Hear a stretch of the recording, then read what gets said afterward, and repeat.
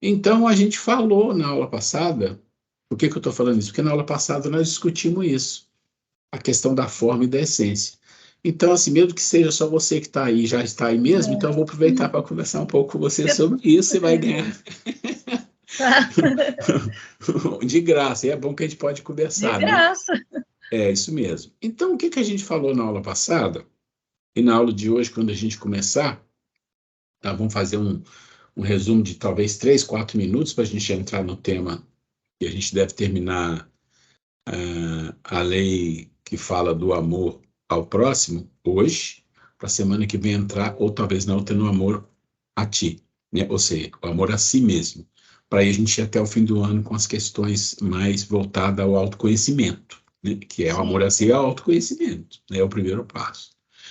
E a gente falou de um assunto, Angélica, que é a questão. Opa, chegou gente aqui. Boa noite, Alex. Ô, Ruela, boa noite. Você tá bom? Graças a Deus. E vocês, tudo bem? Tudo bem. Tudo bom. Angélica, Você estava na aula passada, Alex? tava sim. Ah, tá. Mas eu estou aqui, comecei a conversar com a Angélica, que eu falei, olha, então eu falei assim, ó, Angélica, eu vou começar a falar com você de um assunto, que é o que nós tratamos na aula passada, um assunto de reflexão, e falei, já que você está sozinha aí, eu vou falar para você e tudo bem. Por favor, pode continuar. Então, mas como esse propósito desses 30, 20 minutos iniciais, ele tinha o propósito de perguntas e respostas e tinha o propósito também de revisar pontos da aula anterior. A gente fazia uma revisãozinha da aula anterior. Comecei a falar com a Angélica aqui dessa questão da doutrina espírita, e como eu tenho experiência em muitas casas espíritas, em vários lugares diferentes, Minas Gerais, Uberaba, São Paulo, em várias cidades que eu morei, né, em vários lugares, e Rio de Janeiro, a gente fundou casa, construiu casa, se envolveu com casas como trabalhador de todo tipo. E a gente observa nesses 45 anos de luta que teve um processo de crescimento dentro da doutrina que não tinha nos anos 80 e 90. Até o ano 80 e 90, a doutrina espírita é muito assim de assistência social, tudo bem, só que ela sempre colocou o nome de caridade, eu acho que não é isso. Caridade é outra coisa, eu já falei isso na aula passada, está gravado. Mas essa parte de autoconhecimento, apesar de estar escrito lá no Kardec, nunca foi, só fica na palavra. Ó, a gente tem que se conhecer, mas só fica assim. Nunca ninguém veio, não, como que faz isso? Vamos trabalhar nisso? Mas tem casas no Brasil, no Sul, e a própria Mansão do Caminho tem cursos, que eles fazem cursos de Joana, falando do autoconhecimento, todo esse processo. E esse eu acho que é uma coisa muito importante, porque isso toca no assunto, agora eu vou continuar que eu estava falando, Evangelho, no assunto que nós tocamos na aula passada, que é uma reflexão importante que nós temos que fazer, e não é só uma reflexão sobre a questão de religião, mas de tudo que você faz na vida, mas principalmente a religião, que é o caso aqui, que é a questão de forma e de essência. Essa questão de forma e de essência, gente, é muito mais crítica e mais importante na nossa vida do que a gente imagina. Às vezes a gente fala as palavras, tá bom. Não é muito crítico. Por quê? Tudo que a gente se envolve na vida, se a gente não aprender a buscar extrair alguma essência, não estou dizendo todas que a gente não tem condição, a gente às vezes fica patinando, estudando um livro a vida inteira, decora as perguntas, decora as respostas, decora quem foi o espírito, decora tudo. Fala de aquelas pessoas que falam, livro tal, sei. Tá bom.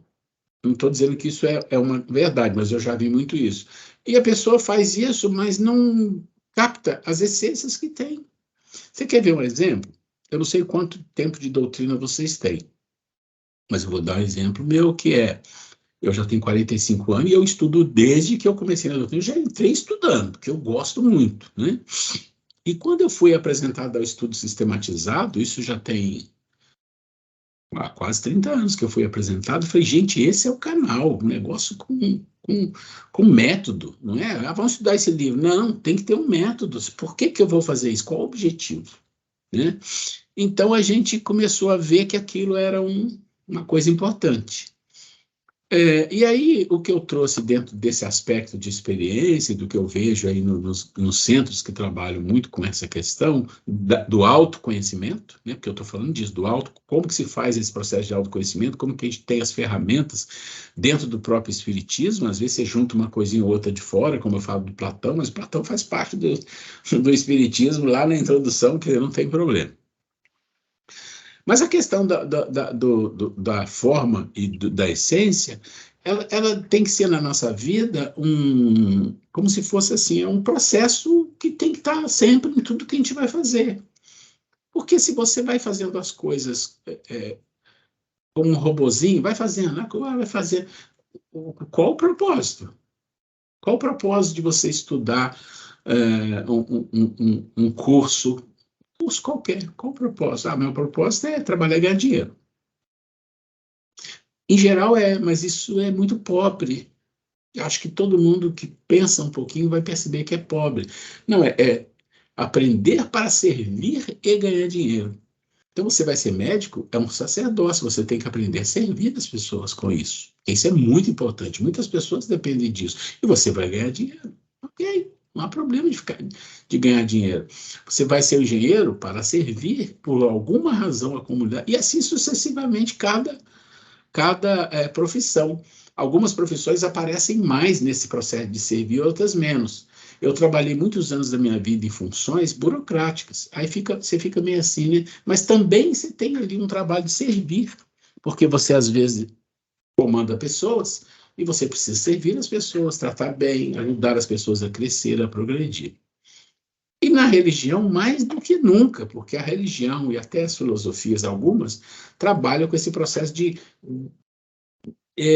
destrancar essa cortina, ou abrir essa cortina do autoconhecimento. Porque a palavra autoconhecimento, conhece-te a ti mesmo, é falada à torta e direito para quase toda palestra ouve alguma coisa desse tipo. Mas e aí você fica com a interrogação, e aí, o que eu faço?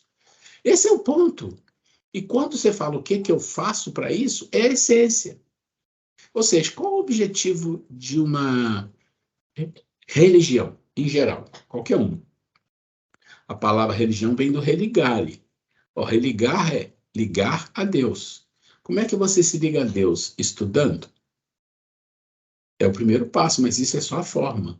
Você se liga a Deus quando você se transforma moralmente, quando você se torna um bom espírito, moralizado, espiritualizado, quando você faz aquilo que está indicando para ser feito no Evangelho. Mas não é só querer, né?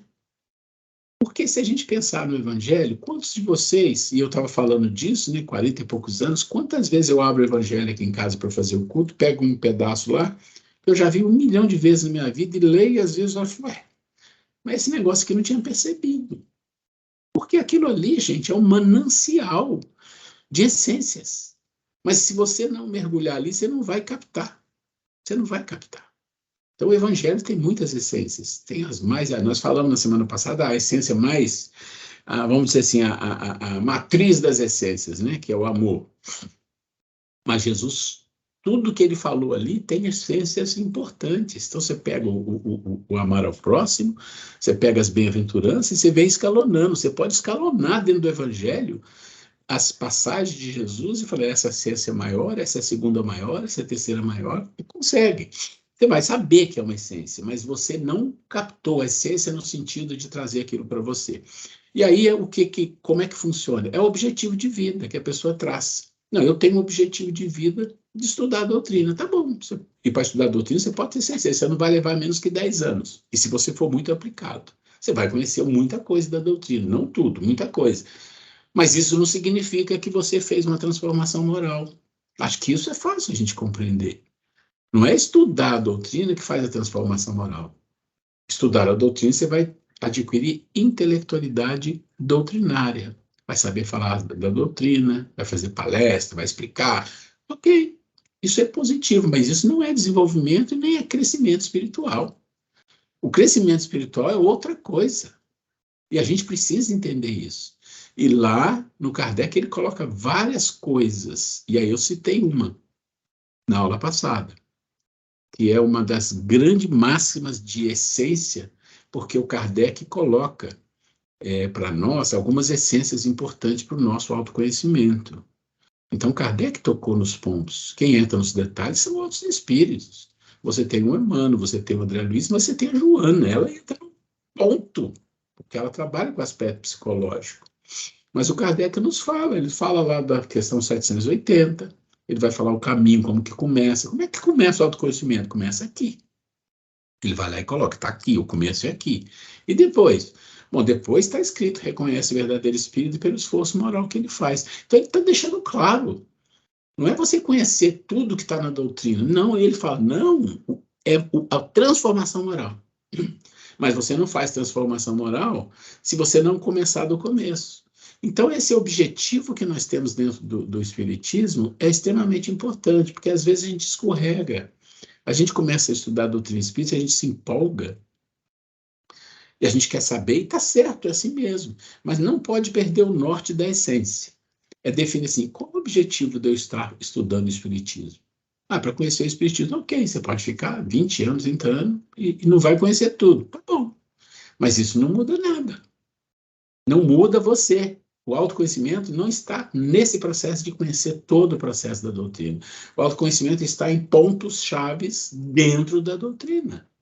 Tudo bem, você vai dar aula, você vai fazer palestra, você tem que estudar para você falar daquilo. Pega o livro tal, vou preparar a palestra.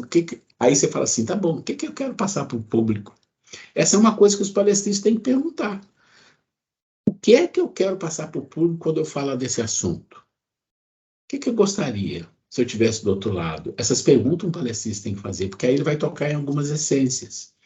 Então, quando a gente fala de norma, forma e essência, a nossa reflexão está na aula que vem, que eu estou dando aqui para vocês um segundo tempo, para aproveitar o nosso tempo.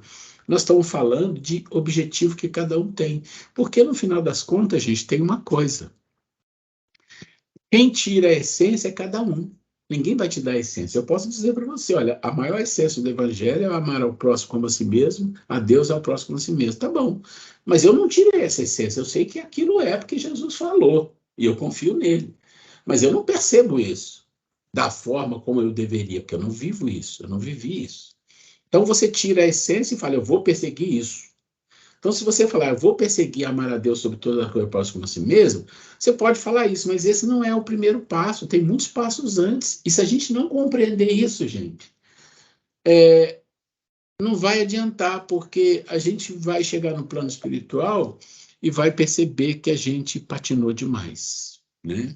Então, esse foi o assunto, a gente está chegando no nosso tempo aqui, esse foi o assunto da nossa aula. E a gente já vai começar, não começou a aula ainda, porque está chegando agora, nós estamos nos 30 minutos, né, de reflexão, mas assim, tudo que a gente fizer na vida, tenta buscar na sua reflexão assim, que objetivo eu estou fazendo isso? Com que propósito? Você pode ter muitos propósitos, mas se você não tiver nenhum propósito, e seja pouco de servir ou de crescimento espiritual, você tem que talvez revisitar as suas intenções no que você está fazendo. Porque você pode montar um curso. Existem cursos, eu vou falar para vocês, eu participei de casas que as pessoas, para serem médios e ir para uma reunião mediúnica, ela tinha que passar por alguns estudos sistematizados que durava 5, 7 anos. Isso não funciona. Claro que não funciona. Por que não funciona? Porque uma pessoa que tem uma mediunidade ostensiva, ela não vai querer ficar 5, 7 anos. Ela pode estudar 1, 2 anos e ir para o processo mediúnico e depois continuar estudando, porque ela tem que continuar estudando a vida inteira. Mas você não pode brecar. Então, isso é uma das coisas que nós vamos descobrindo quando a gente começa a entender essa questão de forma e de essência. Falta 2 minutos para a gente começar a aula. Então, a gente vai dar um breakzinho rápido aqui, tá? Para a gente já engrenar na aula, esperando as pessoas chegarem. Então, vocês me dão uns minutinhos só. 3 minutinhos para a gente começar, tá? 3, 4 minutos.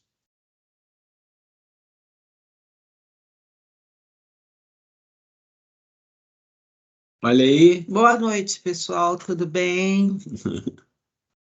Boa noite.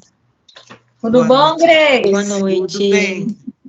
Aqui hoje. Oi, Grace. Oi. Boa noite. Tudo bem, Alex? Boa noite a todos. Desculpa o atraso hoje. Tá em cima. Não consegui entrar mais cedo. A gente vai começar, porque aí já está na hora mesmo, e aí quem for chegando aí vai admitindo, a gente vai iniciar aqui. E eu quero começar. Bom, vamos fazer a nossa prece antes da gente iniciar. Quem gostaria de fazer a prece para a gente aí, pode, por favor, ficar à vontade. Eu faço. Angélica, você faz? Faço. Excelente. Vou fechar o microfone, por favor. Deus, Pai de misericórdia, agradecemos pelo dom da nossa vida e pela oportunidade que temos de mais uma noite de estudo com os nossos irmãos José Ruela e Grace e todos os irmãos que aqui estão para poder ter mais uma noite de aprendizado. Jesus, nos ampara e nos ajude com o vosso amor, com a vossa luz, para que possamos ter compreensão desses estudos e colocá-los em prática para o bem. Maria Santíssima nos proteja e os anjos guardiões de cada um de nós nos guarde sempre. Que Jesus abençoe essa noite de estudo e que os espíritos benfeitores intuam os nossos irmãos José Ruela e a Grace, que vão passar para nós mais conhecimentos, e que nós sejamos compreensíveis e tenhamos a vontade de aprender para poder melhorar a nossa moral, tentar mudar, fazer tudo para mudar para o melhor, os nossos comportamentos, pensamentos, o nosso falar, o nosso ouvir, e que assim seja, graças a Deus. Muito bom. Eu queria... Você quer falar alguma coisa antes? Eu queria só fazer uma pequena reflexão, porque na medida que você vai conversando, ouve as pessoas, o outro fala, e na semana passada foi muito interessante, e as coisas às vezes não funcionam dentro de um planejamento, como vocês pensam assim, planejei a aula toda, não é assim. As coisas desenrolam na aula. Eu vou mostrar para vocês um exemplo, hoje vocês vão achar interessante, só que eu acho que as pessoas não estão aqui, deixa eu ver quem está aí, se tem alguém. O Carlos estava aqui, não está mais, e ele faz parte, a Cecília e a Maria Cláudia. Está aqui, tá bom. Então, pelo menos tem um, tá? O que eu quero dizer é o seguinte. Nós fizemos uma reflexão sobre forma e essência. Na aula passada, está gravado, para quem não viu, né? Foi em atrasado, porque teve um problema de bug lá no editor de texto. Mas a gente vai refletindo sobre o que as pessoas falam, né? Porque quando nós falamos assim, não, vamos entender quais as essências que tem no Evangelho, quais as essências que tem no Livro dos Espíritos, como é que chega lá, como é que não chega. E aí eu abri espaço para as pessoas falarem. Vocês vão lembrar que o Carlos falou da essência do Evangelho, que é o amor, né? Algumas pessoas também falaram, mas amor a Deus, amor ao próximo, amor a si. Então ele travou vamos dizer assim, na essência mais importante, porque é de todas as religiões, é universal, que é o amor. Aí depois eu fui inquirindo as pessoas para, tá bom, nós queremos pegar agora uma essência da doutrina espírita, não vale a do evangelho que já pegou do amor. E aí a Cecília falou alguma coisa, falou, é um caminho, né? O Carlos chegou. E aí, então o Carlos falou do amor, aí a Cecília falou do caminho, aí eu falei, ok, vamos juntar as coisas. Aí a Maria Cláudia falou, lá no centro tem uma frase que é muito importante, está escrito, amai, Espírito, amai-vos e instruí-vos. Eu falei, olha, vocês entendem que cada um falou uma coisa, mas quando você junta isso, é o processo todo. Porque você tem uma essência a mais importante, que é a essência do amor. Independente de religião, todos espíritos têm que chegar nesse nível. É o nível maior, independente de filosofia, de religião, o que for. Ok. Mas tem um caminho. A Cecília falou, mas tem que ter um caminho. E a Maria Cláudia falou, amai-vos e instruí-vos. E aí nós fomos costurando em cima dessas três coisas que foram faladas e ficou muito interessante. E aí hoje eu fui fazer a minha caminhada e estava refletindo. E aí falei, olha, a gente tem a essência do Espiritismo, que é aquilo que te chama à transformação. Aquilo que te chama à transformação, e mais as ferramentas que existem na doutrina que te ajuda a fazer a transformação, é a essência, é o objetivo da doutrina. Não tem outro objetivo. Não é o objetivo estudar e conhecer tudo. Isso não foi o que Kardec disse. Ele disse, reconhece o verdadeiro espírita pelo esforço que ele faz de se transformar, de vencer as suas más inclinações. Então, ele está falando de quê? Ele está falando que a pessoa tem que trabalhar aquilo que precisa ser transformado nela. Autoconhecimento, que é a palavra que todo mundo usa. E aí, quando a gente pensa nisso, eu falei, gente, que coisa interessante. Ano passado, quando a gente falou de civilização, a gente falou do Egito, que tem muita coisa interessante lá. O Carlos está caindo, será? Deixa eu ver com ele aqui. Ô, Carlos, você está me ouvindo? Estou, Juan. Boa noite a todos. Porque eu não sei se deu problema que você caiu 2 vezes ou se realmente você precisou sair e voltou. Não, tá... Tranquilo? Minha técnica aqui. Tranquilo. Obrigado. E aí, quando foi esse ano, nós falamos, não, nós vamos passar pelo Egito e a Grace vai trazer os toltecas. Aí, olha que coisa interessante. Quando você olha para os toltecas, eu estava pensando, gente, na verdade, os toltecas, os acordos todos, é essência. É essência. Porque, olha só, pega os 4 contratos, ou os 4 níveis que eles colocam para a gente. Então, você tem não levar nada para o pessoal. Isso é essência. Ser impecável ao falar, ou seja, falar, usar o verbo para falar só coisas boas, coisas que sejam assertivas, coisas que enobrecem. Ok. Totalmente essência, se você buscar isso. Isso é um objetivo de vida. É um objetivo de vida. E o impecável, o não levar nada pessoal, qual que era o terceiro? Eu sei que tem o último lá, que é fazer o melhor, e tinha um outro, você lembra qual que era? Não tire conclusões precipitadas. Não tire conclusões precipitadas. Compreende que e fazer o seu melhor. Compreende que esses 4 pontos dos toltecas, na simplicidade deles, eles tocaram em 4 essências, que é fundamental para o autoconhecimento, para o desenvolvimento moral. Então, quando você coloca assim, olha, eu como objetivo de vida, eu tenho várias coisas, e o objetivo é estudar bastante, entender tudo. Tá bom, mas e essência? Qual que é a essência? Qual é a essência? A gente pode falar, eu quero aprender a amar. Tá bom, mas a gente já falou. E o caminho? Né? E o caminho? E o início?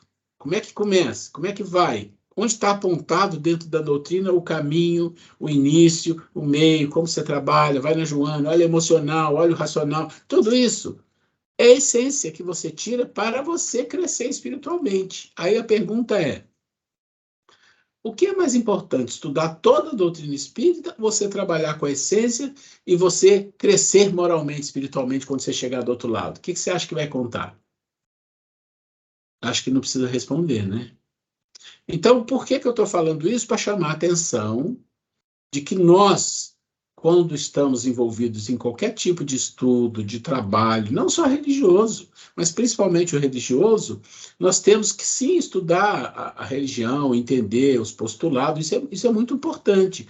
Mas o mais importante é você descobrir o que dessa religião, dessa filosofia religiosa, tem que me leva a ser uma pessoa melhor, que me leva a ser uma pessoa que está se transformando moralmente, que realmente está me dando as ferramentas, as condições de eu fazer isso. Onde está isso? Essa é a essência. Então, eu só estou trazendo isso de novo para dar um reforço, e para quem não estava na aula, vai assistir a aula, porque já está no ar, né? E vai poder entender o que eu estou falando aqui depois assistindo essa também, tá? Mas o que eu fiquei pensando foi isso. Falei, gente, a gente foi muito feliz de trazer o Toltecas. Por quê? Porque, na verdade, quando você olha o acordo de civilização deles, não tem muita mirabolância, são coisas da essência do crescimento espiritual da criatura. Isso é uma coisa interessante. Se você falasse assim, não, o acordo dos Toltecas é amar as pessoas, amar a comunidade. É muito vago, não? Eles foram no ponto, olha, o que você fala, como é que você interpreta o que as pessoas falam, não leva para o pessoal, né? Você fazer o seu melhor, não tirar conclusão precipitada, pensar, refletir, discernir, ter senso crítico para entender as coisas. Isso é muito incrível. Isso me chamou muito a atenção, né? E eu não queria passar sem falar isso para vocês, trazer isso para vocês para um processo de reflexão. Antes da gente começar a aula de hoje, eu queria saber se alguém quer fazer um comentário, uma pergunta, alguma dúvida para aproveitar, porque a aula de hoje ela vai ser uma aula que vai fechar, provavelmente, o assunto amor ao próximo, tá? Eu acho que vai conseguir fechar. Então, vou abrir para vocês, se alguém quiser fazer alguma colocação, alguma coisa, abre o microfone, depois fecha, porque na gravação da aula passada, teve uma hora que apareceu uns ruídos, aí eu fechei, aí depois sumiu. Mas não tem problema microfone para falar, para depois não tem problema nenhum. Então, fique à vontade. Eu estou vendo que tem pessoas que entram, caem e voltam, não sei se o sistema está com problema, se a pessoa só saiu e voltou. Cecília, você só saiu e voltou ou caiu? Eu tô com um probleminha aqui, agora parece que acertei. Ah, tá bom. Acho que agora deu. Nossa, Tá, mas eu só estava falando que antes de eu começar a aula de hoje, provavelmente a gente acaba o amor ao próximo. Eu queria ver se alguém tem dúvida, pergunta, alguma coisa da aula passada, da reflexão, qualquer coisa para a gente já engrenar em alguma questão. Ô, Ruela. Sim. Deixa eu te perguntar uma coisa. Quando você traz a questão do autoconhecimento, né? E a diferença que a gente tem que levar em consideração, que é conhecer a doutrina e viver a doutrina. Quando você levanta essa questão, esse ponto, com toda certeza, é o ponto mais, eu acho que mais difícil, né? Porque a partir do momento até a forma que você colocou, conhecer ou estudar a doutrina, até certo ponto, não tem tanta dificuldade. Agora, viver aquilo que você está estudando, aquilo que você está aprendendo, que é a maior dificuldade nossa, né? Ô, Alex, quando você fala assim, estudar a doutrina e viver a doutrina, olha como isso é complicado. Porque dentro da doutrina não tem o evangelho? Não faz parte? Sim. Sim, então esquece tudo, fala só do evangelho. Vou estudar o evangelho e viver o evangelho. Isso é possível? No nível que nós estamos? A dificuldade é grande. Não é possível, porque a gente não vai dar um salto tão grande de viver as coisas que o Cristo falou ali. A gente não tem essa capacidade. Isso é quase que... Eu não vou dizer impossível, porque é muito ruim falar isso, mas isso é contrário à própria lei de evolução que segue num fluxo, né, em etapas. Então, não tem. O que a gente pode fazer, o que eu estou falando para vocês é um pouco diferente, mas é assim. Estudar a doutrina, sim, a gente tem que estudar a doutrina, mas focar na essência que ela tem, que nos faz serem pessoas melhores. Porque eu acabei de falar, a doutrina tem processos que mostram o caminho. Olha, o caminho é esse, e tem um começo. O começo é aqui, depois vem mais isso, vem mais isso, vem mais isso, vem mais isso, e um dia, quem sabe, daqui a milhões de anos, sei lá, você vai atingir um nível lá de um espírito muito evoluído, mas tem um caminho. Então, quando você estuda o Evangelho, é um nível muito elevado de conhecimento e uma transcendência espiritual muito grande, né? Muito grande. E mesmo dentro da doutrina, se tirar o Evangelho, você vai perceber isso. Tem coisas ali que você pega o homem de bem. O homem de bem, não está falando de espírito evoluído, é o homem de bem, ou seja, um espírito encarnado. Aquilo já assusta no sentido, nossa, mas tudo isso precisa? Aí você vai nos bons espíritas, dá uma aliviada, mas aí você cai no processo que nós falamos aqui, que é a grande chave da religião espírita, que é o que o Kardec fala. Olha, o espírito é o que faz o processo de transformação moral. Se não fez, né? Por que que ele falou isso, gente? Né? Por que ele falou isso? Porque ele sabe que é ali que está o ponto. É ali que está o ó do Borogodó. Se não fizer a transformação moral, você é um expert em conhecimento doutrinário. E chega do outro lado, fulano, hein? Quanta coisa você sabia, mas cadê a luzinha aí? Não tem luz nenhuma? Né? É assim. Então, eu não sei se isso vocês conseguem compreender bem para a gente aprender a separar coisas. Você pode. Por que tem a intelectualidade lá dentro da caverna? E fora da caverna você tem conhecimento, são coisas diferentes. Porque a intelectualidade não é difícil. Eu posso me tornar um expert no espiritismo, estudar todos os livros, estudar todos os estudos sistematizados, tornar um craque, decorar, saber tudo.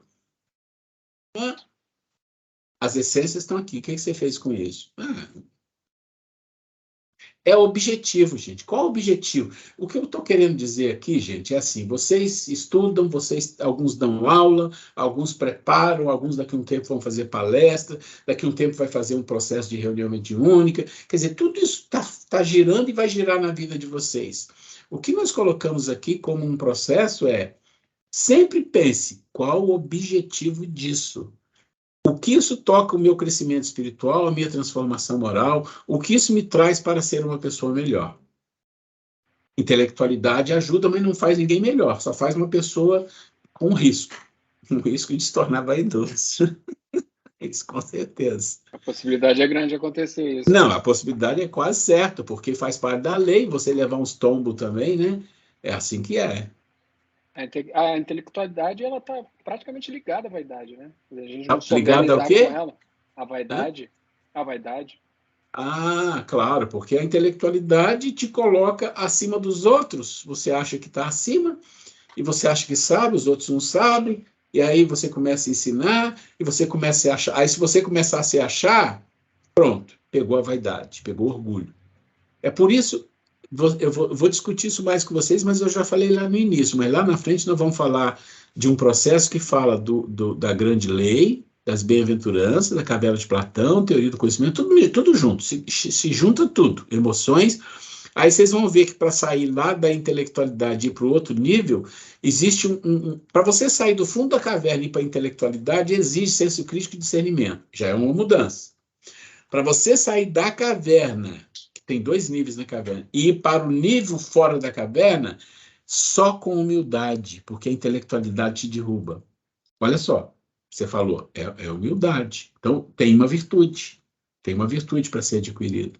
Mas tudo bem, isso é lá para frente, tá? Mas eu não sei se, gente, fica dúvida no que a gente falou, agora eu refiz, eu reforcei, se fica dúvida, se não está claro, se não está claro, fale, se ficou dúvida, fale, se acha que não é bem assim não, que é diferente, por favor, esse é o nosso momento melhor para falar essas coisas. Não? A gente fica assim, mudo mesmo, porque... Muda? Como que a gente vai sair dessa? A gente entra em modo avião, né, Cecília? Não é? Ele falou ali, como que a gente vai sair dessa? A gente quer sair dessa, né? A gente quer, eu acho que todo mundo quer sair dessa. Seria um marasmo, uma falta de direção, não saber por onde começar, não sei o que definir. Mas a gente quer sair dessa, a gente quer melhorar, né? Todo mundo quer. Sabe o que a gente aprende? A gente aprende administração, quando a gente estuda economia e administração. Você tem um problema? Ok. Qual o tamanho dele? Médio, grande, tá bom. Se for grande, médio para grande ou grande, você tem que dividir o problema em etapas. Você tem que saber quais os passos que você vai dar primeiro, planeja. O segundo, planeja. O terceiro, quais as divergências que podem ocorrer, as contingências. Tem que ter contingência. Olha, vai tudo assim. Agora, imagina um processo de desenvolvimento espiritual, moral. Quão processo que existe na vida que é mais complexo que isso. Não existe. Não existe. Por quê? Porque é você com você. Tudo o resto é forma. A essência é você que vai aprender a trabalhar com ela, tirar e fazer alguma coisa. Então, essa é a parte mais complexa. Para espíritos do nosso nível é mais complexo. Que a gente tem muita coisa básica que a gente ainda não tem. Então, compreende que, como que a gente vai sair dessa? É começando. É pegando o problema, é o que eu estou falando o tempo todo, gente, pegando o problema e falar, mas qual o primeiro passo? Se você não sabe o primeiro passo, você fica assim, como você falou, né? Como que faz, né? Como que é? Então, tem os primeiros passos, né? E a gente não tem a presunção nunca de dar uma receita do bolo perfeita para vocês, porque isso não existe, porque cada um é de um jeito. O que nós vamos passar para vocês são algumas ferramentas que são validadas pela doutrina espírita no aspecto psicológico da Joana, são validadas pela filosofia que fala do aspecto de crescimento espiritual, e mais outras coisas que a gente viu na vida. Junto a tudo isso, a gente valida se está de acordo com a lei com a lei de Jesus, a lei maior, está de acordo com as bem-aventuranças, se está de acordo com outras coisas, questões evangélicas, do evangelho e da doutrina. Ok, então essas ferramentas fazem sentido. É isso que a gente vai fazer, é o que a gente faz todo ano. Nada mais do que isso, só que todo ano a gente acrescenta alguma coisinha. Então, tem um caminho? Tem. É um caminho árduo mesmo, não é um caminho simples. O caminho de Deus é o caminho do amor, e é árduo, porque a gente não sabe como é que é a conversa, né? A gente não aprendeu ainda. A gente não tem diálogo ainda, né? A gente fica, né? Alguém mais para a gente começar? Muito bem. Então, a hora que quiser interromper, nós vamos começar a fazer a nossa aula, né? Voltar lá no nosso... Na aula passada, terminamos aqui com desigualdade dessa riqueza. Eu não sei se ficou claro para vocês a diferença de desigualdade social de desigualdade de riqueza. Se ficou, deem uma olhada, nós explicamos, né? A desigualdade de riqueza, ele fala que ok, pode ser que tenha. A desigualdade de social, ele fala não deveria ter. Então, por isso são coisas diferentes, tá?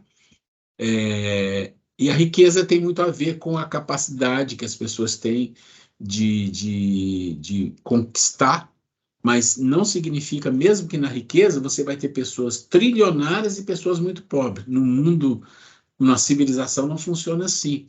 Por quê?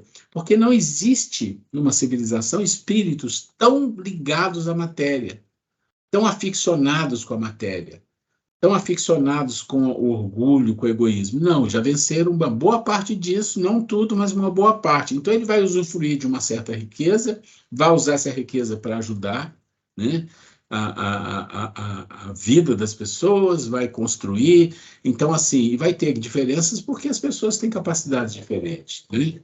Então, isso é uma coisa que a gente falou na aula passada. Ok. Hoje nós vamos falar aqui, continuar. Nós estamos falando desse tema. Não, gente, desculpa. Ué, o que aconteceu? Tá. Isso, exatamente. Então, continuando com o tema que estava aqui na aula passada, que é a desigualdade da riqueza. Então, questão 811. Será possível e já terá existido a igualdade absoluta das riquezas? Então, se ele diz é possível, e se já existiu igualdade absoluta das riquezas, não é igualdade social, gente, separa as coisas. Eu vou até voltar aqui para ficar claro. A igualdade social, a desigualdade social é uma questão diferente da riqueza, por quê? Porque a vida em sociedade é a fraternidade que existe entre as pessoas, é a solidariedade, é construção de um mundo onde todos participam, onde todos têm oportunidade, aqueles que têm muita dificuldade serão ajudados. Isso é um trabalho que não vai ser uma igualdade exata, mas não vai ter essa desigualdade que a gente tem, tá? Aqui... é interessante combinar essa pergunta. Qual, meu amor? Fala aí. Algum dia essa desigualdade... A gente falou, mas é bom repetir isso aí. repassando aqui, que é importante a gente ficar atento, né? Que ele fala que a lei da natureza, a desigualdade, se é da lei da natureza, a desigualdade das condições sociais. Ele afirma não, que as desigualdades sociais é obra do homem, não de Deus. Isso. Aí ele persiste ali na pergunta, falando se algum dia vai desaparecer, né? Aí deixa bem claro lá que eternas são as leis de Deus, mas e ele fala ali, olha que interessante para a gente pensar, não vês que dia a dia ela gradualmente se apaga? Desaparecerá quando o egoísmo e o orgulho deixarem de predominar. Então, quando que vai haver essa desigualdade, terminar com a desigualdade social? E quando vai ter uma igualdade, sabe? Que existe diferenças de riqueza, sim, mas quando essas pessoas que têm um poder aquisitivo, ou uma riqueza, o domínio da riqueza, for mais justo oferecer empregos, melhores condições, não ter esse disparate, né? Vai acontecer quando acontecer o quê? Quando o egoísmo e o orgulho deixarem de predominar. Então, restará apenas a desigualdade do merecimento, que, é claro, aí também é justo, né, o merecimento, né? Dia virá em que os membros da grande família dos filhos de Deus deixarão de considerar-se como de sangue mais ou menos puro, né? Só o espírito é mais ou menos puro, e isso não depende da posição social. Então, gente, é tão importante isso, né? Ainda nós discriminamos, né? E às vezes nem precisa ser tão rico assim, né? Muitas vezes a gente tem até está na classe média, baixa, por ter um pouquinho uma condição melhor. Você discrimina um pedinte na rua, uma população de rua, uma pessoa mais humilde, né? E quando que isso vai acabar? Quando acabar de dentro de nós, né? Esse egoísmo. Transformação e isso moral. é da lei de Deus. Isso vai acontecer mais para frente, vai ser falado mais sobre isso, né? E cabe a nós a gente ir tirando de nós. É inerente ainda ao nosso ser, né? A nossa qualidade espiritual. Mas cabe a nós a gente ir tirando dentro de nós, né? Esse orgulho, essa vaidade, esse egoísmo, né? E começar a olhar as pessoas como irmãos, como seres humanos que merecem todo respeito, né? E se nós pudermos fazer algo para aliviar, como que nós podemos? Aquelas pessoas que estão subalternas a nós, muitas vezes um funcionário, uma faxineira que vem à sua casa trabalhar, faxineira do seu prédio, uma pessoa mais humilde, está no comércio trabalhando, você tratar com mais respeito, né? Aquela coisa, não vai lá na feira e fica chorando desconto, né? Não é? Já tem Então, dificuldade. a pessoa já tem dificuldade. Vamos pagar aquilo que é justo. Então, a gente... E às vezes a gente fica chorando uma coisa que não vai fazer falta para a gente, né? Às vezes R$1, R$2, esse egoísmo, né? Você não pensa, poxa, eu estou reivindicando esse desconto e o outro está sendo prejudicado, né? Então, todas essas questões da vida, eu estou falando isso para todos nós, que no âmbito menor ou melhor, a gente se vê, se a gente for analisar com muita criticidade, com muita sinceridade, diante de nós mesmos, nós vamos ver que muitas vezes nós somos extremamente injustas e egoístas. Olha só, gente, foi bom a Grace voltar aqui, eu não ia nem voltar, mas ela voltou e chamou a atenção de uma coisa. Quando você olha para a desigualdade social com os olhos que nós temos do mundo em que a gente vive, ela se mistura com a desigualdade da riqueza. Ela se mistura. Mas ele está dizendo que não é. Por que se mistura? Porque, na verdade, as pessoas que têm muito dinheiro, eles criam uma desigualdade social também, para que aquelas pessoas que não têm trabalhem para eles com um pagamento menor, com uma dificuldade, até situações de escravidão que a gente já viu por aí. Então, elas se misturam, porque o dinheiro passa a ter um poder além do dinheiro. Ele tem poder sobre as pessoas. Agora, se você olhar no mundo, uma civilização no mundo melhor, você vai ter uma desigualdade de riqueza. Ou seja, alguém vai ter mais dinheiro que o outro, isso não vai ser uma diferença monstruosa, mas aqueles que estão na base da pirâmide, que são, vamos dizer assim, os que têm menos, eles vão ter o suficiente para ter saúde, educação, uma dignidade, coisa que não existe no mundo atual. Você tem 1/3 da população do mundo, gente, que não tem dignidade, que passa fome. É muito, é muito. E que morre de fome quase 800 milhões, e 24 mil por dia. Já falei desses números, esses números continuam se repetindo. É assim, fala, dinheiro para lá, riqueza para cá. Cada dia aparece um rico. Cada dia aparece um milionário novo. Pessoas, que esse cara é um novo milionário. Cada dia aparece isso. E as pessoas continuam morrendo de fome e o número não diminui. Então, assim, realmente o mundo está num processo mesmo de transformação, né? Transformação. Ok. Então, vamos lá. Será possível e já terá existido a igualdade absoluta? Não, nem é possível. A isso se opõe a diversidade das faculdades dos caracteres. Aqui ele está falando, né? Igualdade de riqueza. Tá? Igualdade de riqueza. Há, no entanto, homens que julgam ser esse o remédio aos males da sociedade. Que pensais a respeito? Então, ele está dizendo assim, existem teorias, lá na época do Kardec, né?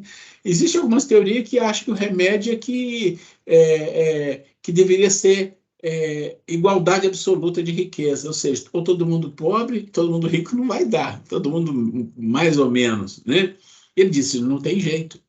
Aí ele fala, são sistemáticos esses tais, ou ambiciosos, cheios de inveja. Não compreende que a igualdade com que sonham seria a curto prazo desfeita pelas forças das coisas. Claro, combater o egoísmo que é a vossa chaga social e não corrais atrás de quimera. O que ele está falando, gente? É assim, tá bom, vamos criar aqui uma sociedade, um país, o que for, e ali todo mundo vai ter tudo igual. Tá bom. A hora... Ou você coloca aquilo sobre uma ditadura muito forte e fica com aquela ditadura dominando, e você vai ter problema de evasão, vai ter problema de revolução, vai ter problema de rebeldia e tudo, que o ser humano não é assim, né?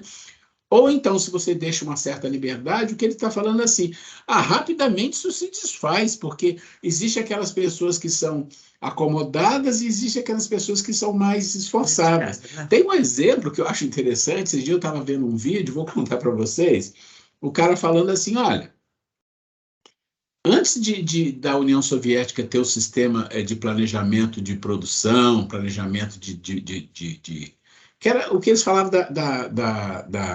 do comunismo planejado, lá no passadão.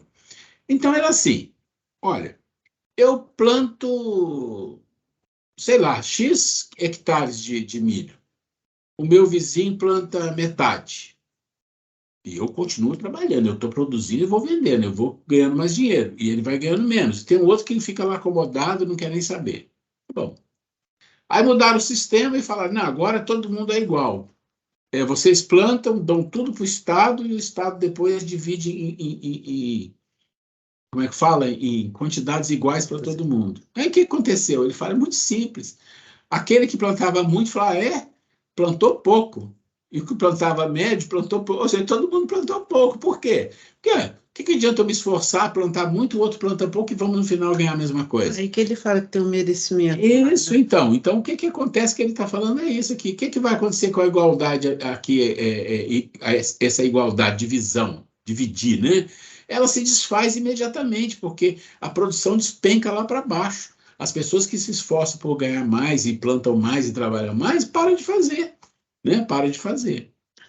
Então, vamos lá, 813. Há pessoas que, por culpa sua, caem na miséria. Nenhuma responsabilidade caberá disso à sociedade? Aí diz, certamente. Já dissemos que a sociedade muitas vezes a principal culpada de semelhante coisa. Ademais, não tem ela que velar pela educação moral de seus membros? Quase sempre é a má educação que lhe falseia o critério, em vez de se focar nas tendências perniciosas. Então é assim, claro que a sociedade tem que se envolver na base, é por isso que existe um processo educacional para que as pessoas E você vai ter um ou outro caso, mas não vai ter uma quantidade grande de pessoas. Hoje em dia as pessoas caem na miséria por quê? Não é por isso, é porque realmente a miséria está aí, né? Mas se você falar que uma pessoa caiu na miséria porque não fez nada, quer ficar na rua, tem isso? Tem. Mesmo assim, a sociedade fará alguma coisa por ele? Fará, o mínimo, mas fará. Por quê? Porque é humano. Porque é humano, e você vai ter pessoas que vão fazer, né? Então, o que ele está dizendo aqui, você precisa fazer uma educação que sufoca as tendências perniciosas aqui no final.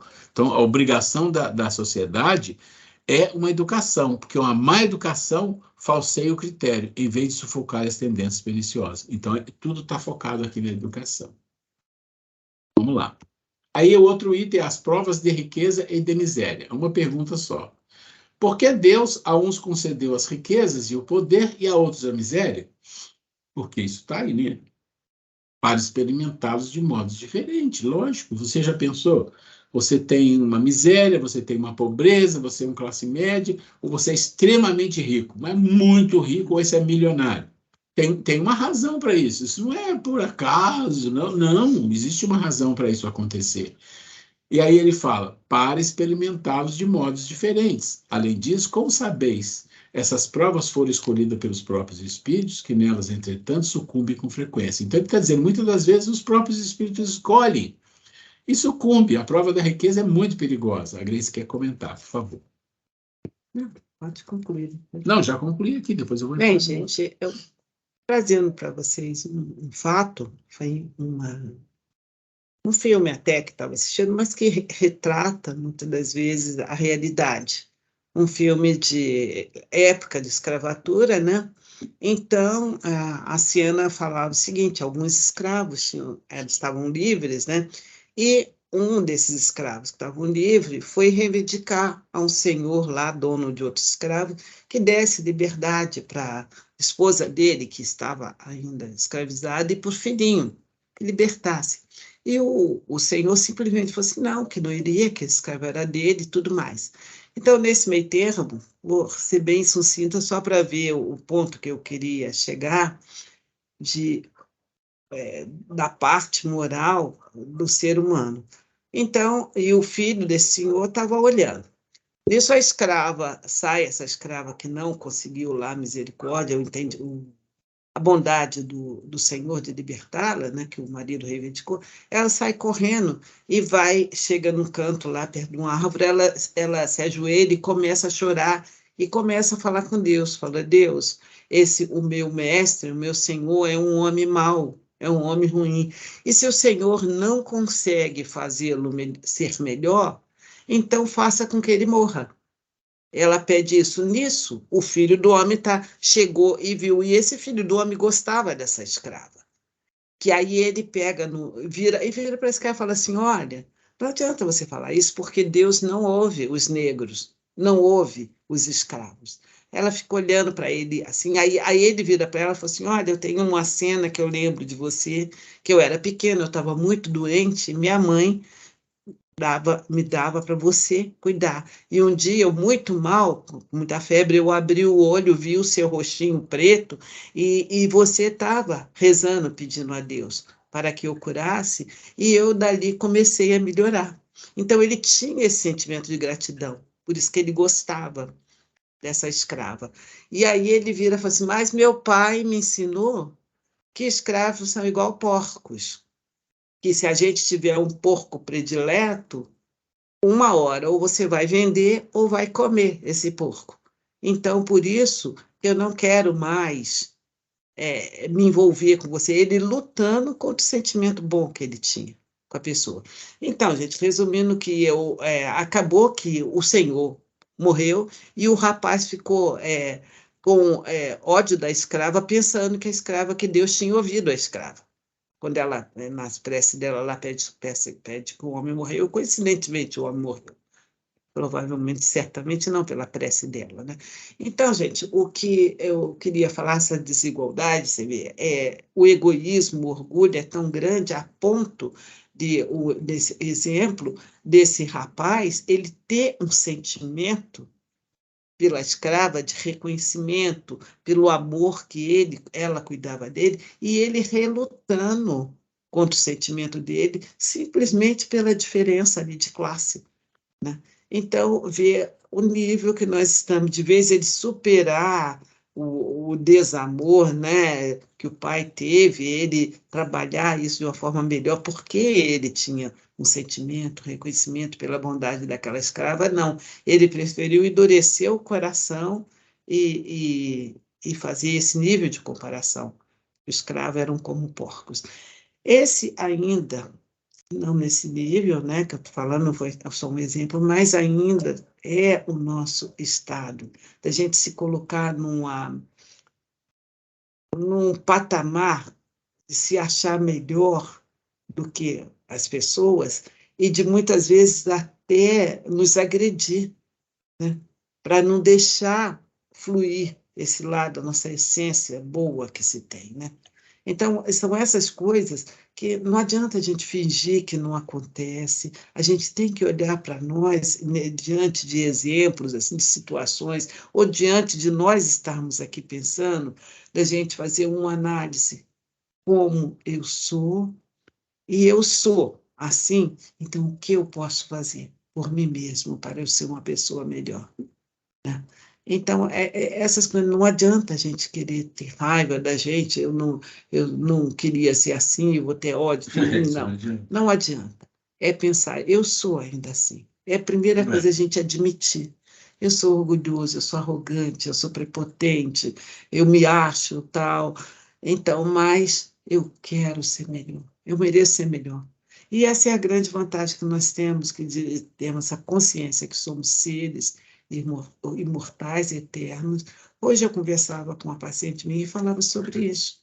Ela é de outra religião, católica. Eu falei, olha, não tenha dúvida, essa vida é continuação do que nós fomos ontem e a próxima será a continuação do que nós somos hoje. Ela falou, ai, Deus me livre. Eu falei, não, pois é, sim, querido.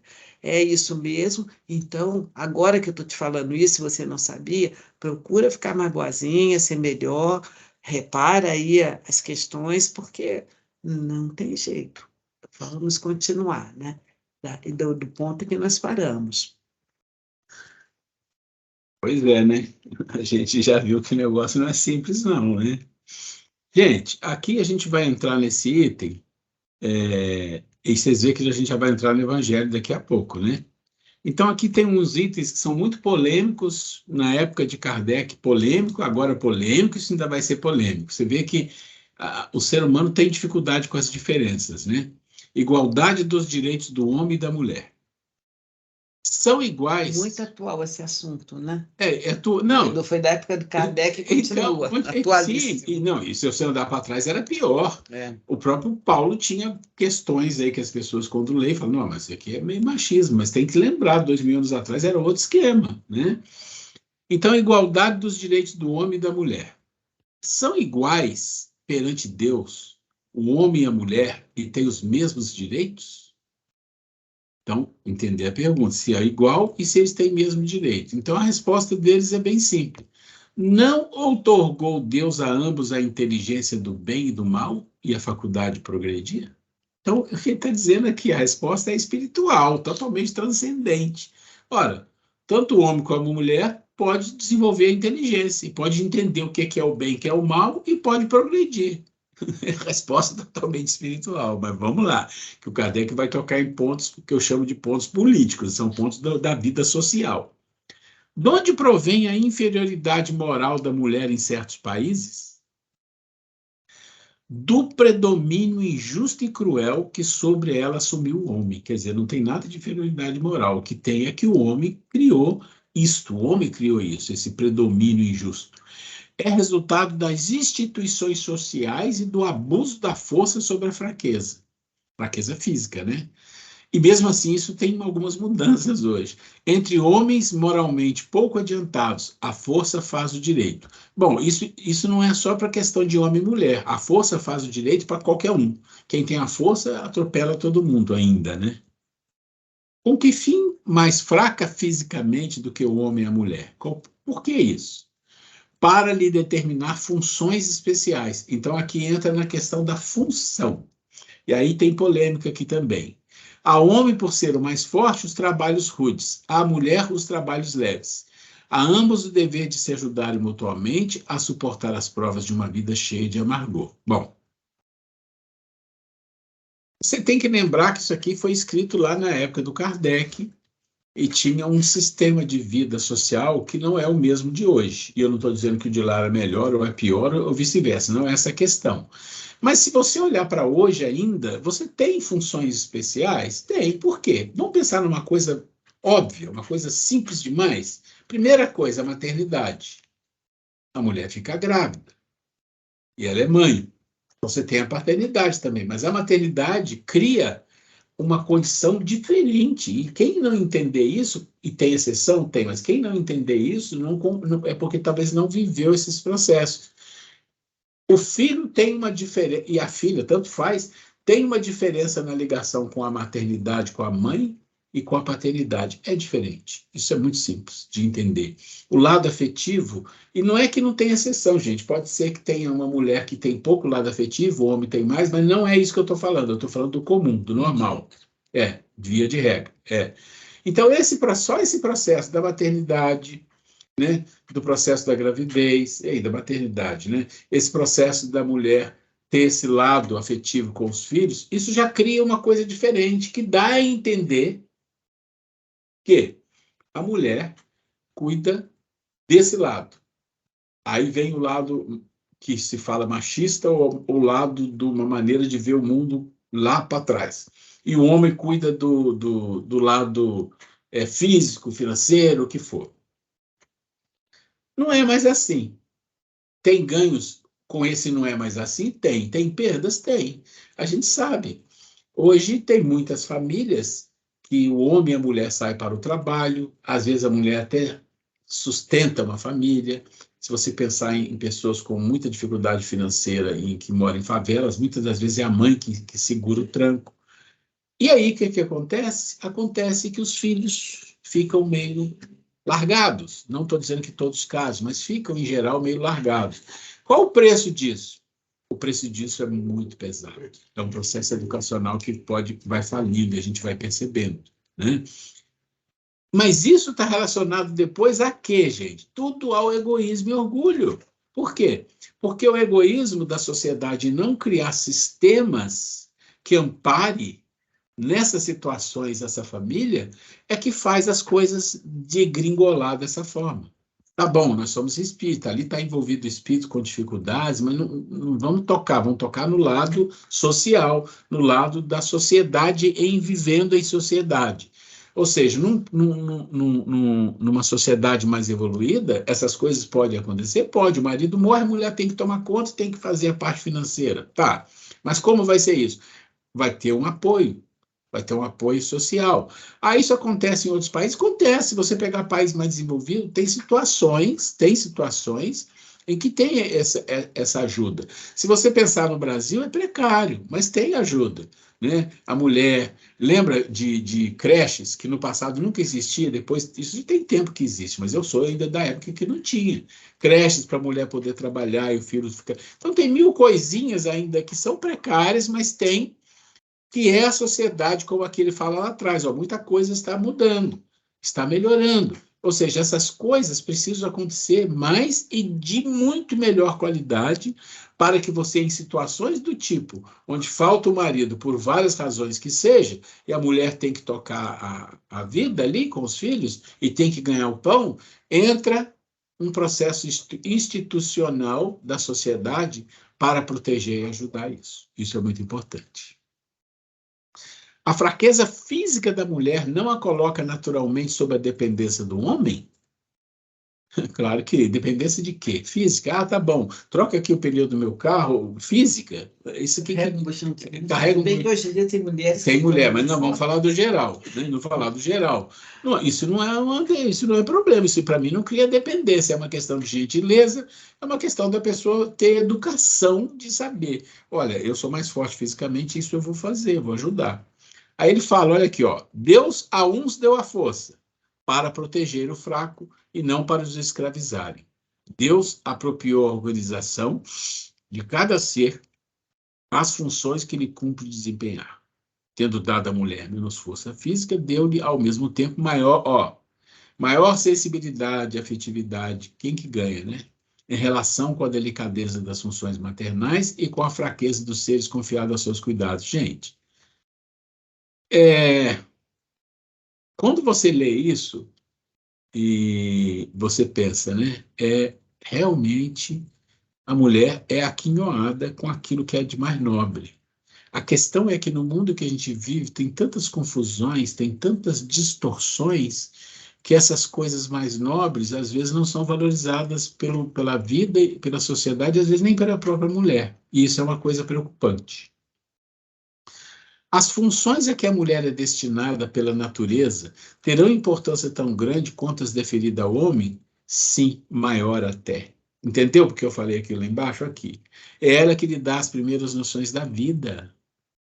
Tem coisa mais importante que exatamente esse cuidado afetivo com os filhos. É ali, vocês lembram quando nós falamos da Joana no questão emocional? Nas questões da infância que cria questões psicológicas.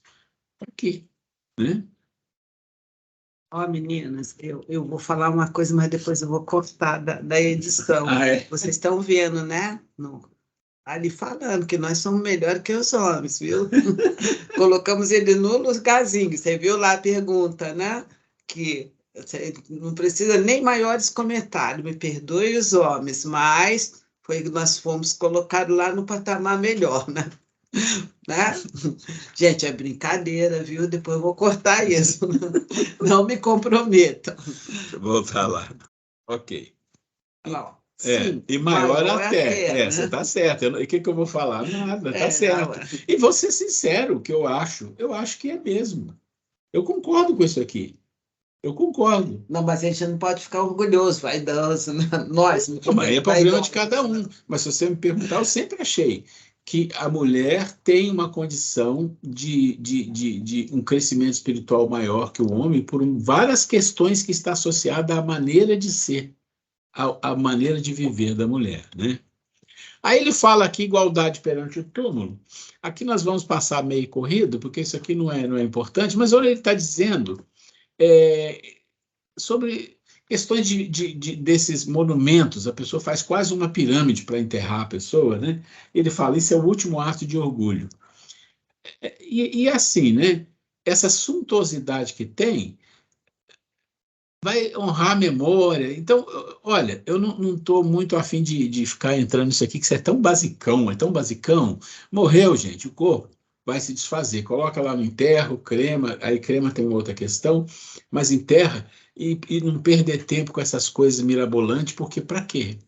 Aquilo ali vai virar osso e depois vai se desfazer, né? Merece tudo respeito. Claro, é outra coisa. Não, aí não estou falando disso, tá? Então depois vocês dão uma lida nisso aí. E aí, a gente chega aqui. Acabamos de fazer o fim do dever para com o próximo. Falamos da lei de sociedade, lei de progresso, lei de igualdade, lei de liberdade, falamos disso aqui. E como nós falamos disso aqui, vamos entrar no Evangelho para a gente ver a relação. E qual é a relação que existe com essas leis de amor ao próximo no Evangelho? Honrai a vosso Pai, é o próximo. Sede perfeitos. Essa relação que está aqui, gente, é uma relação construída por várias pessoas aí, a gente aproveitou alguma coisa, mas ela não é uma coisa fixa. Esse sede perfeito não cabe aqui? Cabe. Não cabe aqui? Cabe também, mas ele tem uma certa lógica. Então, honrai a vosso Pai, sede perfeitos, o Cristo Consolador, amar o próximo como a si mesmo, amais vosso inimigo e não sabe a vossa mão direita. Então, esses itens do Evangelho são os mais relacionados com o amor ao próximo. Então, nós vamos falar um pouquinho, não é o objetivo aqui de estudar profundamente isso aqui, não é. É mostrar a relação das coisas para que vocês entendam que o Evangelho está relacionado com o Livro dos Espíritos e por que está relacionado. Então, vamos lá. Não separei essa para quê? Esse? Não, está tudo junto aqui. É amor ao próximo, tá? Então, primeiro, capítulo 14, honrai a vosso Pai. Por que isso está relacionado aqui? Porque está relacionado com a questão da sociedade, da vivência social, do respeito ao próximo. Honrar é mais que admirar. Então, lá na passagem do Evangelho, fala: honrai vosso pai, a vossa mãe, e tem todo o escrito que nós não vamos ler aqui. Mas ele diz: honrar é mais que admirar. Gostar é algo da alma, onde nós valorizamos e honramos aqueles que nos trouxeram ao mundo, aqueles que nos deram a oportunidade da vida. Esta lei nos lembra que criaremos um karma, bom ou não. A palavra karma não quer dizer que seja ruim, tá, gente? Pode ser um bom karma, dependendo do valor que damos aos nossos pais. O que é esse ponto aqui? É assim: se a gente não consegue honrar o pai e a mãe, é como se fosse assim, as coisas mais básicas da vida, que está mais próxima, que mais você deveria se envolver, você largou. Como é que você vai criar um vínculo espiritual com quem? Você pode até criar, mas e aqueles que te deram a vida, te deram a oportunidade de estar aqui? Então, isso se... E estende àqueles que criaram, né, no lugar do pai, mãe, Não, né? pai, mãe, biológico ou não, né? Pode ter outras situações, né? E aí, o que acontece, assim, é o que a gente tem que refletir.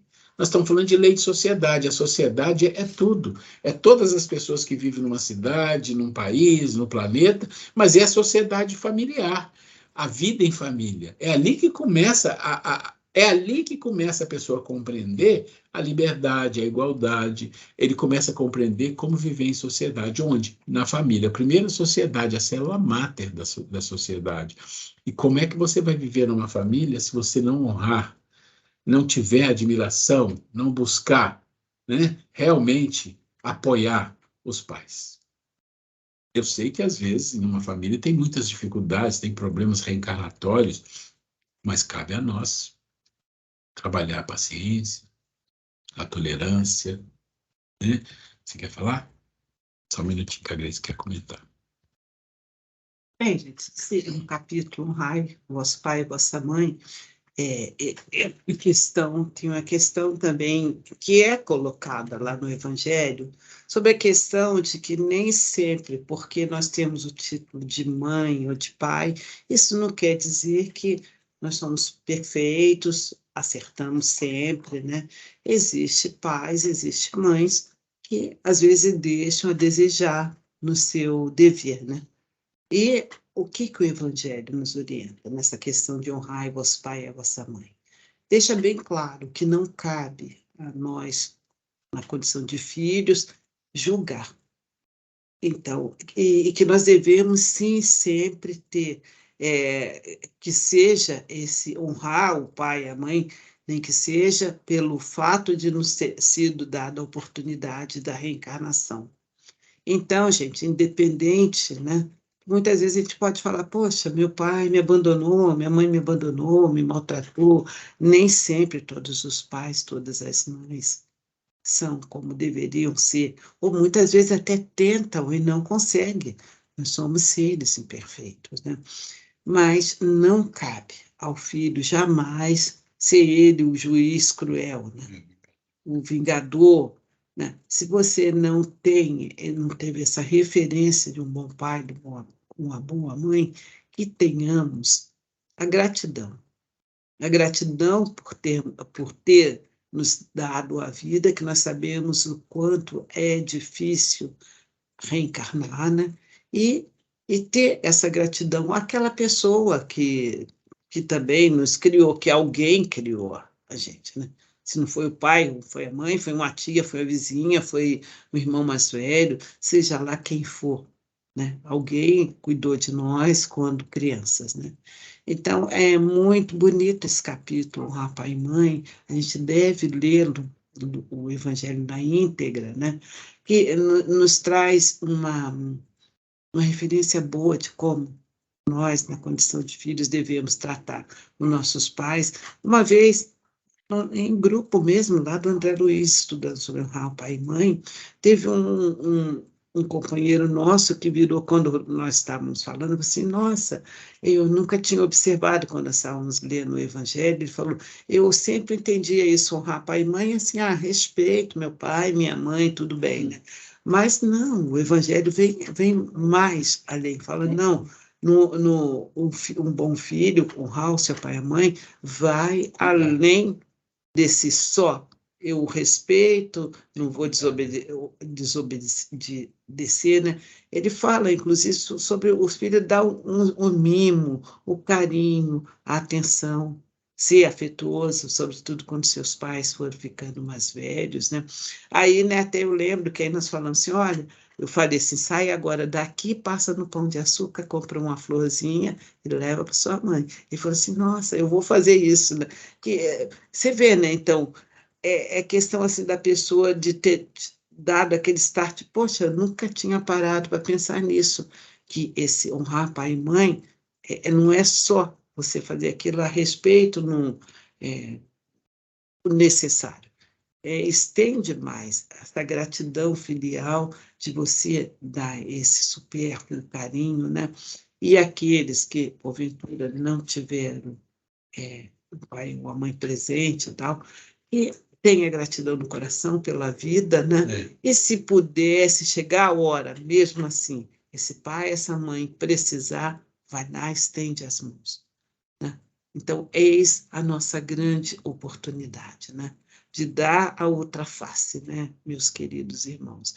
Então, o Evangelho sempre traz ensinamentos belíssimos, né? Então, vamos ler esse capítulo, Pai e Mãe, que todo mundo, se não está na condição de pai, está na condição de filhos, né? E todos nós tivemos um pai e uma mãe, seja como tenha sido, né?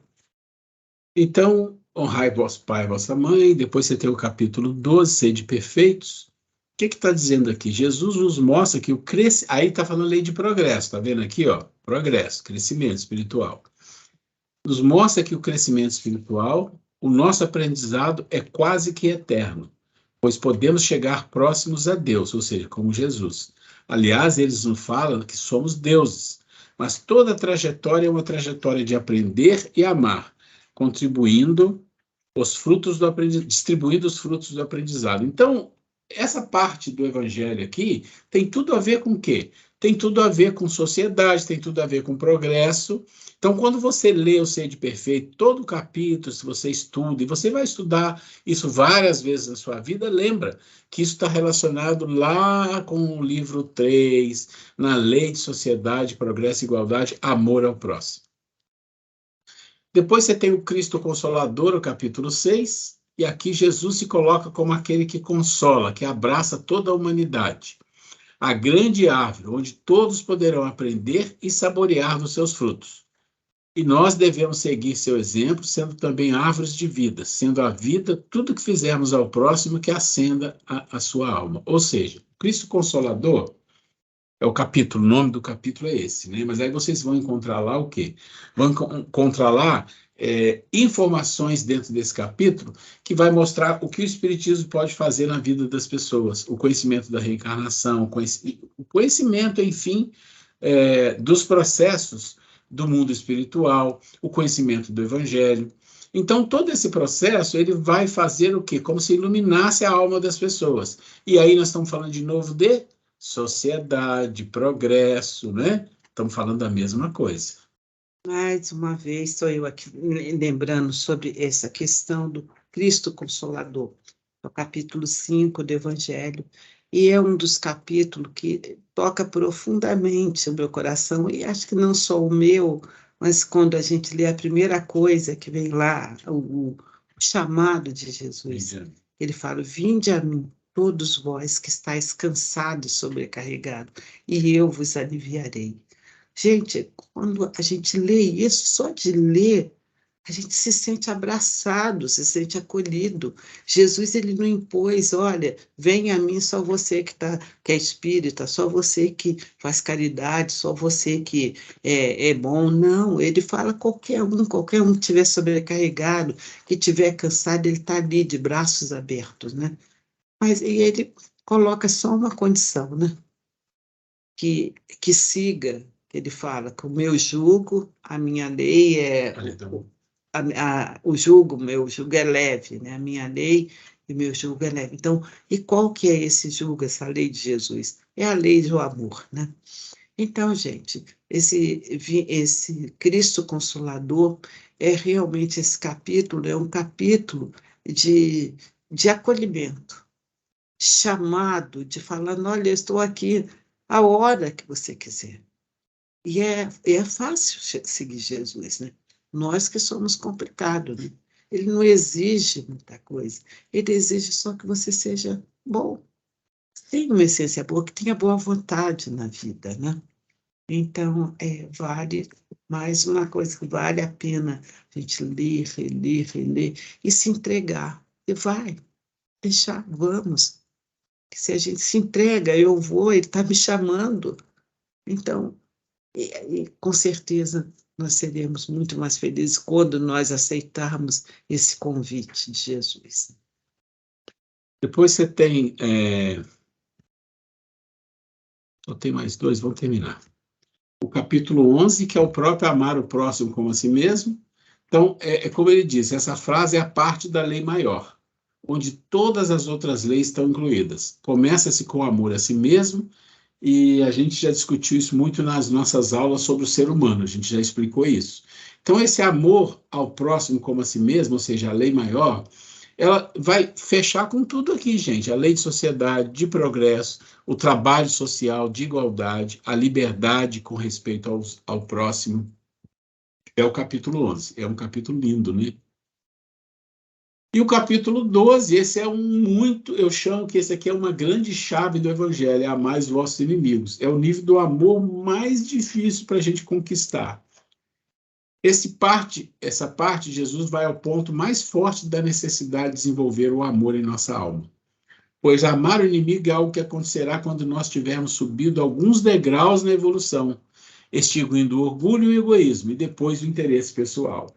Então, olha quantas coisas nós temos que vencer para aprender a amar os nossos inimigos. E quando a gente fala inimigo, a gente pensa assim, não tem inimigo não sei o quê. Tudo bem, não tem, mas tem as vivências com desencarnados, os obsessores, e tem as pessoas que a gente não gosta, que a gente não tolera, que a gente vira a cara. Isso todo mundo tem um pouco.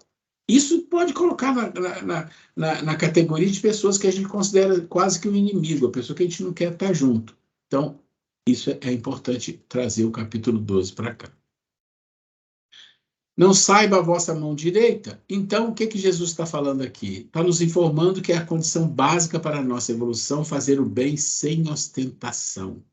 Nem mesmo um pensamento de orgulho, vaidade ou necessidade de mérito deve passar pela mente do ser. Olha isso. Somente assim ele estará apto a receber o mérito divino, que na verdade não é um prêmio ou coisa parecida, mas a sua própria felicidade. Felicidade que chegará não por termos cumprido as leis morais, mas porque elas, realizadas, nos tornam dignos da própria felicidade do ser. Então, oi? Reforma interior. Então, o que acontece aqui é que quando você faz as coisas... Aqui está muito claro, né? Amor ao próximo, quer dizer, não saiba a vossa mão esquerda o que você faz à direita, está dizendo o quê? Que é o desinteresse pessoal completo. É fazer o bem pelo bem. Fazer o bem pelo bem. Então, todas essas passagens do Evangelho que nós colocamos, vocês vão ver que elas... E se vocês lerem em casa, pegar o capítulo e ler, vocês vão ver que tem muito mais coisas que nós não vamos entrar aqui, porque nós estamos dando aqui a direção de você olhar o que nós estudamos no Livro dos Espíritos e lá no Evangelho falar, são esse capítulo, vou dar uma olhada. Você vai encontrar muita coisa que amarra o livro 3, essa parte de amor ao próximo com essas partes do Evangelho. Muito bem. Aí, na semana que vem, nós vamos entrar aqui, amor a si. Tá? Então, nós vamos ficar por aqui. Deixa eu ver a hora. Gente, perguntas, dúvidas? Querem colocar alguma coisa? Vamos aproveitar esses minutinhos finais aqui antes da gente fechar a aula de hoje. Essa parte do Livro dos Espíritos, conjugada com o Evangelho, é boa que é muito o nosso dia a dia, né? Toca em pontos, assim, bem vida do dia a dia, né? Falado, Kardec escreveu lá, 1800 e tantos, 1857, por aí, e é atualíssimo todos os temas, né? São aquelas coisas que são realmente atemporais, né? São coisas da essência que, seja daqui a... Tomara que chegue uma hora que já mude um pouco essa fala não vai mudar, né? Mas que nós tenhamos mudado, né? Tomara que nós mudaremos, né? E iremos cumprir melhor os ensinamentos, né? Que por hora, né, a gente vê que é como se tivesse sido escrito para hoje, para nós, um alerta. Gente, alguém mais quer fazer alguma colocação, por favor, fique à vontade. Hoje nós temos um bom motivo para nós. Acho que todo mundo deveria fazer a prece bem juntinho, porque toda a aula foi assim um ensinamento, né? Um chamamento para a gente refletir, e é a oportunidade da gente entrar para dentro de nós, introjetar tudo isso, né, dentro de nós, né, e ficar felizes de pensar, poxa, eu posso melhorar.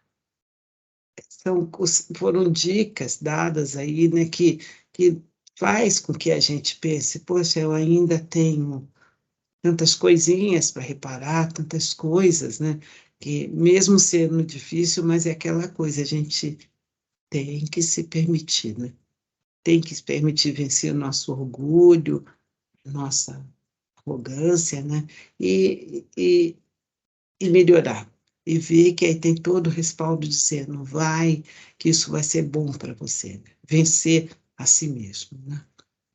Bem, gente, então hoje vamos, nossos corações cheios de gratidão, né?